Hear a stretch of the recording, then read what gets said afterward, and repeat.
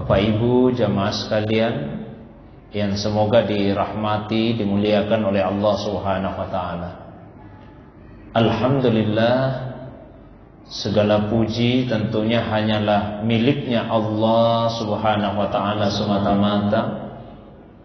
Salawat dan begitu pula salam penghormatan semoga senantiasa Allah curahkan kepada kekasih kita Rasulullah Muhammad sallallahu alaihi wasallam, begitu pula kepada keluarga beliau, para sahabat dan pengikutnya yang senantiasa istiqamah menghidupkan sunnah Nabi sallallahu alaihi wasallam. Jamaah yang dirahmati, dimuliakan oleh Allah Subhanahu wa taala, insyaallah malam ini kita lanjutkan kembali kajian kita tafsir ayat Al-Quran. Terakhir kita telah membaca sampai pada ayat yang ke-80 dari surah Maryam. Insyaallah malam ini kita lanjutkan pada ayat yang ke-81. Allah Subhanahu wa taala berfirman, A'udzu billahi minasyaitonir rajim. Wattakhazu min dunillahi alihatan liyakunu lahum izza. Kalla sayakfuruna biibadatihim wa yakununa alaihim didda. Wattakhazu min dunillahi aliha. Dan mereka itu, yang dimaksud di sini adalah orang-orang yang kafir, telah menjadikan selain Allah aliha sebagai Tuhan-Tuhan sembahannya. Liyakunu lahum izza, karena mereka mengharapkan Tuhan-Tuhan sembahan itu menjadi pembela, menjadi pelindung bagi mereka. Kalla, sekali-kali tidak. Sayakfuruna biibadatihim, mereka kelak akan mengingkari ibadah mereka itu, penyembahan mereka. Wa yakununa alaihim didda, dan mereka akan menjadi musuh bagi mereka. Jadi di dalam dua ayat ini Allah Subhanahu wa taala menjelaskan alasan mengapa ada manusia yang menyekutukan Allah Subhanahu wa taala, yang menjadikan selain Allah sebagai sembahan baginya. Padahal kemusyrikan itu adalah dosa besar, bahkan dosa yang terbesar. Nabi sallallahu alaihi wasallam pernah menyampaikan kepada para sahabat, Ala adullukum ala akbaril kabair, maukah kalian saya tunjukkan dosa yang terbesar di antara dosa-dosa yang besar? Maka Nabi sebut pertama kali itu adalah asyirku billah, menyekutukan Allah. Di hadis yang lain Nabi SAW memberikan peringatan yang keras pada kita ini umatnya. Ijtanibu as-sab'al mubikat, jauhilah 7 perbuatan yang akan membinasakan. Nabi rinci 7 perbuatan yang membinasakan tersebut, dan yang paling pertama Nabi sebut adalah asyirku billah, menyekutukan Allah Subhanahu wa taala. Tapi mengapa tetap saja ada manusia yang menyekutukan Allah Subhanahu wa taala? Allah jelaskan alasannya, liyakunu lahum izza. Karena manusia menyangka bahwa sembahan-sembahannya itu akan bisa menjadi pelindung, bisa menjadi pembela bagi mereka di dunia dan di hari kemudian kelak. Maka Allah tegaskan, kallah, sama sekali tidak. Tidak mungkin Tuhan-Tuhan sembahannya itu akan bisa menjadi penolong, menjadi pelindung bagi mereka. Karena tidak ada satupun kekuatan yang sanggup menolak yang buruk, sebagaimana tidak ada satupun kekuatan yang sanggup mendatangkan yang baik, kecuali dengan izin dari Allah Subhanahu wa taala juga. Jadi hanya Allah saja yang sanggup untuk menolak keburukan, menjadi penolong dan pembela bagi manusia. Bahkan Allah SWT melanjutkan, sayakfuruna bi ibadati. Apa yang mereka sembah itu, terutama manusia, setan-setan yang mereka anggap sebagai Tuhan, bagi mereka bisa menjadi penolong, justru akan mengingkari ibadah tersebut. Ibadah itu adalah ketundukan disertai dengan ta'zim, disertai dengan pengagungan, dan melekatkan atau menyandarkan sifat-sifat ketuhanan kepadanya. Ya, kalau hanya sekadar tunduk, patuh, ta'zim, mengagungkan tapi tidak melekatkan sifat-sifat ketuhanan, maka itu tidak dianggap beribadah kepada mereka. Karena ada juga, mohon maaf, yang berlebihan. Ada misalnya yang melarang sungkeman ke orang tua karena dianggap menyembah orang tua, kan tentu tidak. Karena ketika seorang anak sungkem kepada orang tuanya, itu sebatas ta'zim, pengagungan, tapi tidak menyandarkan sifat-sifat ketuhanan pada orang tua. Ada yang melarang hormat bendera misalnya, dianggap menyekutukan Allah. Ya, padahal yang menghormati itu tidak menyandarkan sifat-sifat ketuhanan kepada bendera tersebut. Yang disebut dengan beribadah kepada pihak lain kalau menyandarkan sifat-sifat ketuhanan baginya. Menyembah matahari, ya, menyembah pohon-pohon karena menganggap itu yang bisa mendatangkan kebaikan atau menolak yang buruk. Nah, itu beribadah kepadanya. Ya, ibadah itu sendiri ada 3 tingkatannya. Yang paling rendah disebut dengan ibadah, yang di atasnya dinamakan dengan ubudiyah, dan yang tertinggi disebut dengan ubudah. Ibadah adalah ibadah dengan anggota tubuh semata-mata. Ubudiyah adalah beribadah dengan hati, ya, penghambaan. Kemudian ubudah yaitu beribadah dengan ruh. Ya, jadi yang sempurna, tubuh beribadah, hati beribadah, dan ruh juga beribadah kepada Allah Subhanahu wa ta'ala. Alam tara anna arsalna syayatin alal kafirina ta'uzzuhum azza fala ta'jal alaihim innama na'uddu lahum adda. Alam tara, tidakkah engkau ya Muhammad sallallahu alaihi wasallam melihat anna arsalna syayatin, bahwa sesungguhnya kami telah mengutus setan-setan itu alal kafirin, kepada orang-orang yang kafir, ta'uzzuhum azza, yang kemudian mendorong mereka dengan keras, dengan sungguh-sungguh. Untuk apa? Untuk melakukan keburukan-keburukan. Jadi faktor manusia melakukan keburukan, satu, ada faktor karena dorongan dari hawa nafsunya sendiri. Dan yang kedua, ada yang karena godaan syaitan. Nah, ini 2 faktor yang mendorong manusia melakukan maksiat, yang disebut dalam ayat ini yaitu syayatin, setan-setan yang ta'uzzuhum azza. Ya, ta'uzzuhum azza, kalau arti harfiahnya ta'uzzum azza, ya, mendorong dengan sangat keras sehingga susah untuk dilawan atau hampir-hampir tidak bisa dilawan. Nah, seperti itulah digambarkan bagaimana godaan setan terhadap manusia.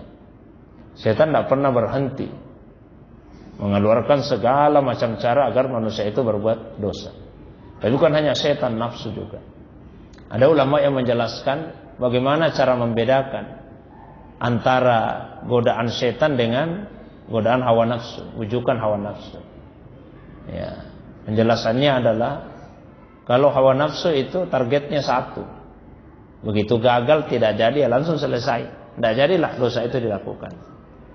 Tapi kalau setan targetnya banyak, kalau gagal pada satu dosa dia akan alihkan ke dosa yang lain. Karena bagi setan tidak begitu penting dosa apa yang dilakukan oleh manusia ini. Yang terpenting adalah asal orang ini berbuat dosa.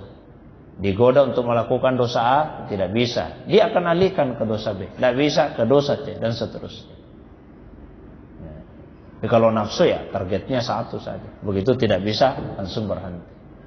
Misalnya Pak, mohon maaf, ada seseorang melihat barang yang mahal, tiba-tiba muncul keinginannya untuk mencuri.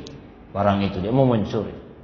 Tapi begitu dia mau ambil, banyak orang, akhirnya tidak jadi, dia pulang. Nah, itu berarti yang mendorong tadi itu nafsunya. Nah, tapi kalau setan dialihkan dengan ke dosa-dosa yang lainnya. Misalnya, ketika kita mau ke masjid, digoda oleh setan, tidak usah ke masjid, tidak usah. Terus kita bisa melawan itu, tidak, saya harus ke masjid. Apakah setan berhenti? Tidak, dialihkan, oh iya, ke masjid saja. Tapi tidak usah buru-buru, sebentar-sebentar.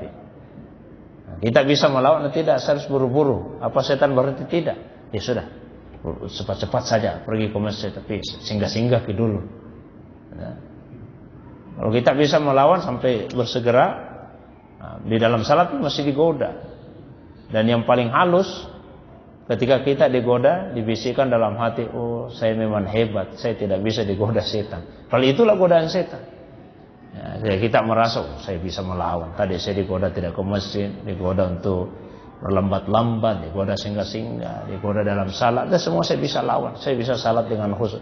Muncul perasaan itu di hati, itulah godaan setan yang sangat halus kepada manusia. Itu cara membedakan ini godaan setan atau godaan dari hawa nafsu. Fala ta'jal alaihim.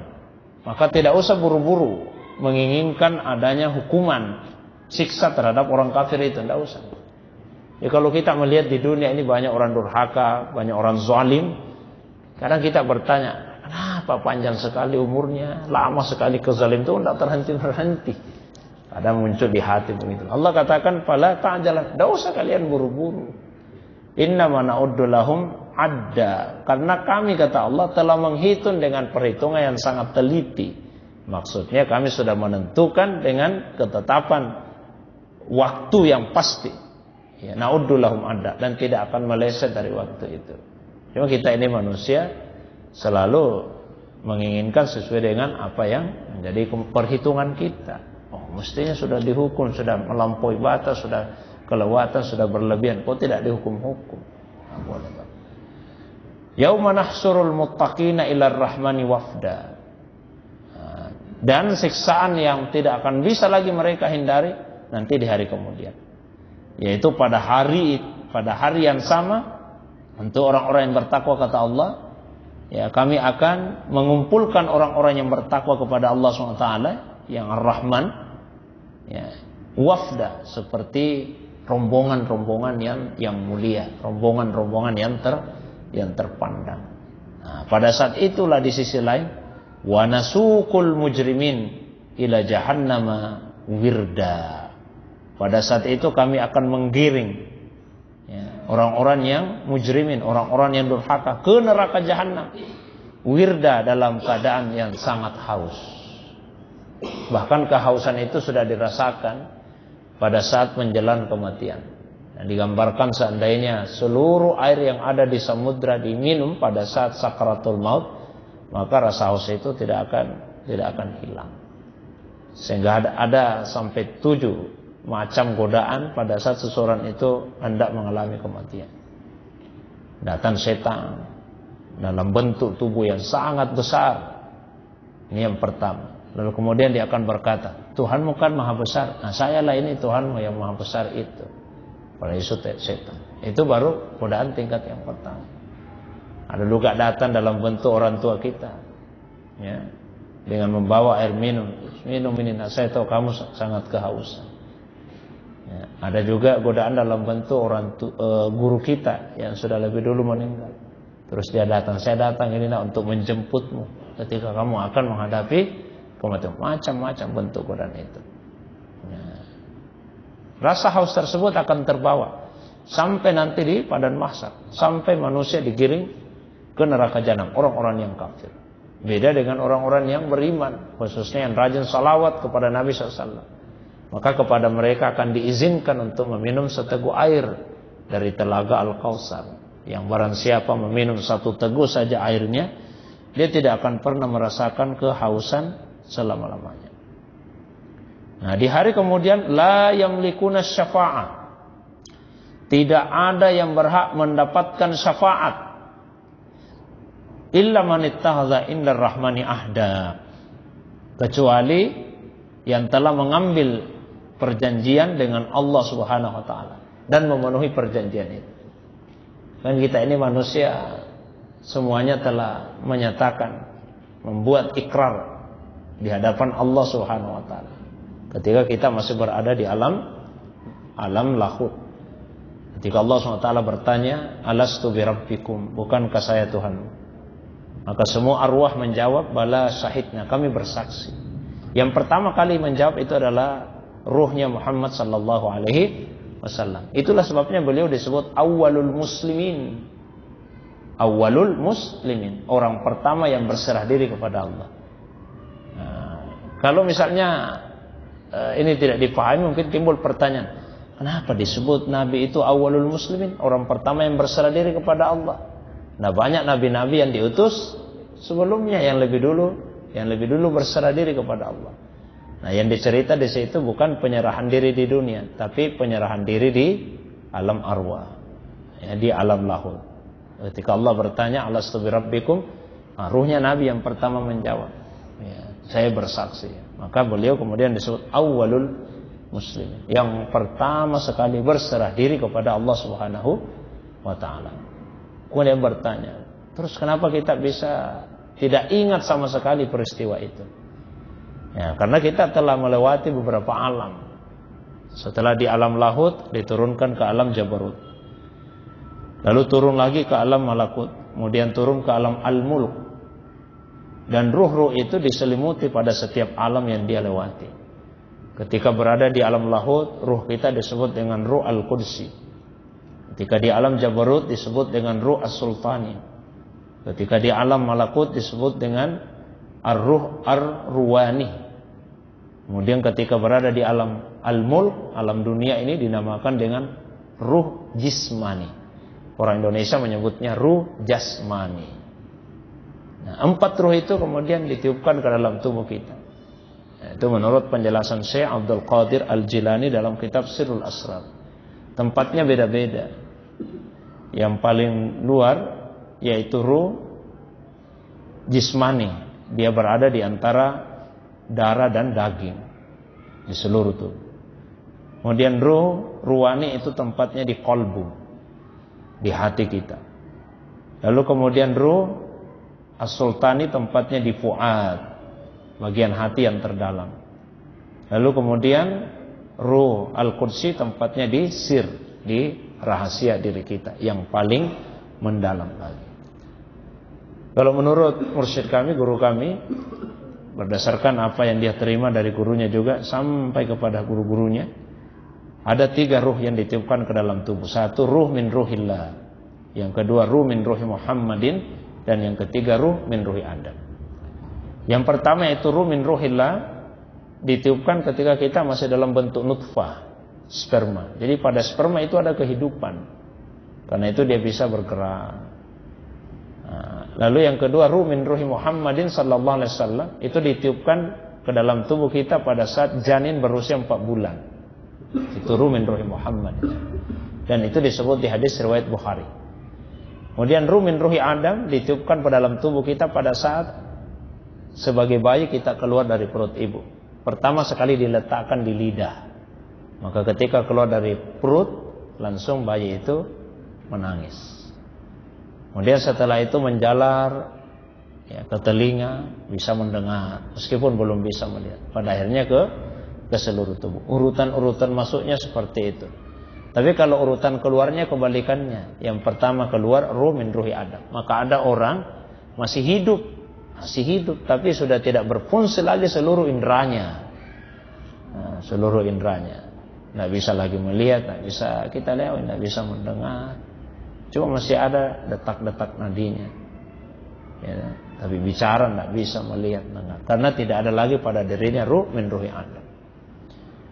Nah, ini penting difahami karena mohon maaf, ada sebagian kelompok tarika yang ekstrim, yang berlebihan, ya, yang mengatakan bahwa bagaimanapun berdosanya seorang manusia, bagaimanapun maksiatnya, tetap ruhnya akan selamat karena ruh itu dari Allah dan akan kembali kepada Allah Subhanahu wa taala.